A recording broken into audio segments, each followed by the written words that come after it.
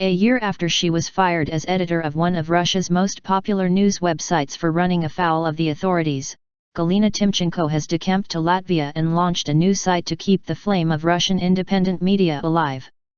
Meduza, published since last October out of a newsroom in Riga, offers an alternative to Russia's stridently nationalist state-controlled media and the remaining independent news sources that, Timchenko said, are deferential to the authorities out of fear.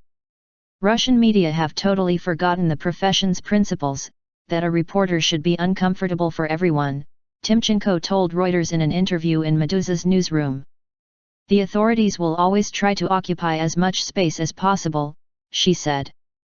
Media should stand at the front saying, "No, we are guarding people's interests and you won't be allowed to go any further."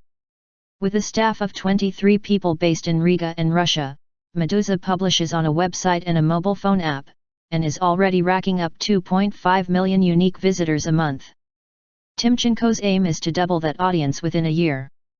A former editor of the Russian business daily Kommersant, Timchenko took over as editor-in-chief at the Russian news website Lenta.ru more than a decade ago. Its mixture of political and social news helped make Lenta.ru one of the most clicked-on websites in Europe. Dismissed by owner. But Timchenko ran into trouble last year as tensions rose between Russia and Ukraine.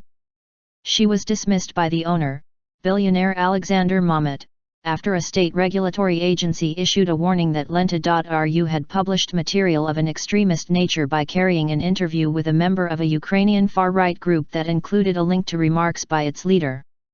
Her removal was seen in the West and by the Russian opposition as a blow to independent media, as state-run outlets stepped up what is widely seen as an information war over Ukraine. Many of the site's other staff also left. By publishing in Latvia, she is now out of reach of Russian authorities. She said she and her journalists have nevertheless had no trouble traveling or working in Russia.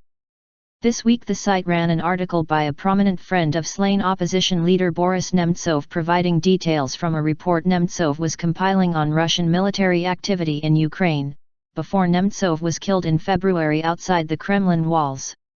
Moscow denies its troops are fighting on behalf of pro-Russian separatists in Ukraine. Meduza's subjects are wide-ranging. A recent report on cancer in Russia said patients were choosing to die without proper treatment, prompting debate about the healthcare system. Meduza also publishes an English-language version, which calls itself The Real Russia, today a not-so-subtle dig at Kremlin-funded overseas broadcaster RT, formerly Russia Today. With news compiled from other sources as well as its own reporting, the English Meduza is a remarkable resource for non-Russian-speaking readers. Financiers' identity protected.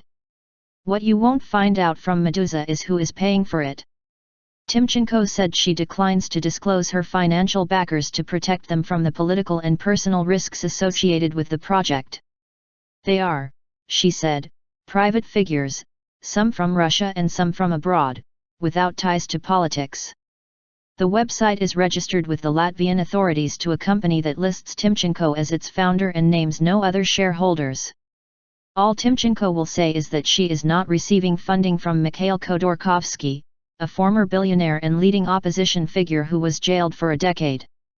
Timchenko said she discussed working with him last year but decided not to, and regrets the publicity those discussions brought. She said she was frustrated by questions about her funding. An internet media startup is not actually a very expensive proposition, she said, so the identity of her backers should not matter much. The goal is to build a big enough audience for the site to pay its own way within a few years. Media is a low-margin business. We don't trade arms, we don't trade drugs or oil. We have a plan that aims at self-sufficiency by the end of 2017, she said. If we reach self-sufficiency, then it will be a success.